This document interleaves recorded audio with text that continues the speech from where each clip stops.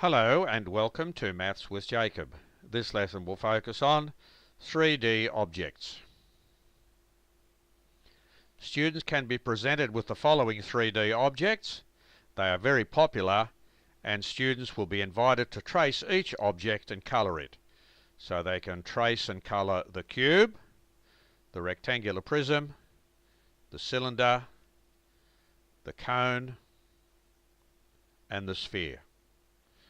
Now it's very important to give students examples of where these 3D objects occur in real life. So these are just a few examples, and I'm sure you could think of many, many more. With respect to the cube, we have the Rubik's Cube, dice, which students have seen in many games, sugar cubes, a packaging box in the form of a cube.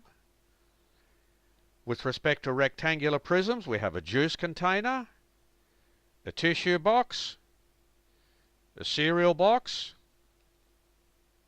a brick, a piece of timber. With respect to the cylinder, we have an example such as the can, very popular for putting a lot of food in there, different types of foods, candle, the drinking glass, plastic pipes. They're very popular in plumbing or electrical work. With respect to the cone, we have the ice cream cone. These cones here are used for safety reasons, especially for road work.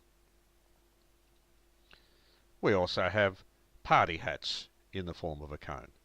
As far as the sphere is concerned, most students would be familiar with snooker or pool balls. These ones are the snooker ones and they're the pool ones. We have the 10-pin bowling ball, and we have these steel ball bearings which are used in machinery.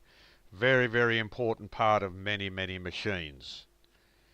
So this video has introduced students to some very popular 3D objects, and we've shown them how these objects can be used in real life.